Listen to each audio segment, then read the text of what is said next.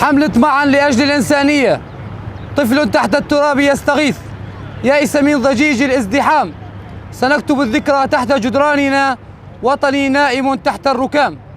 إيمانا منا من مبدأ الإنسانية والرحمة والتلاحم بين كافة الشعوب، لنضمد جراحنا معا، وذلك باسم الإدارة المدنية الديمقراطية في مدينة منبج وريفها، الممثلة بلجنة الشؤون الاجتماعية والعمل في منبج. أطلقنا حملة معا لأجل الإنسانية للمدن السورية المنكوبة جراء الزلازل التي حصلت مؤخرا بين ظلام الليل وشروق الفجر. على صوت زلزال أفاق البشر توحدت قلوبنا، وهلت دموع القهر، ونادت بلدتي مشيئة القدر. فتعالى صوت المآذن وطفل تحت الحجر.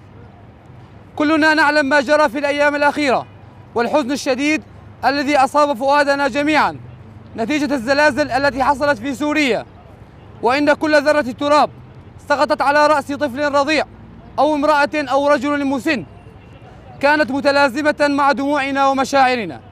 فدعونا جميعا نمد يد المساعدة لإخواننا في المناطق المنكوبة، ونقف يدا بيد إلى جانبهم.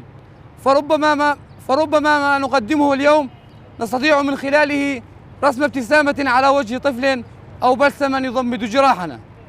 مدة التبرع أسبوعا ابتداء من اليوم الاثنين بتاريخ 13/2/2023، ولغاية يوم الاثنين 20/2/2023 من الساعة 9 صباحا حتى الساعة 6 مساء.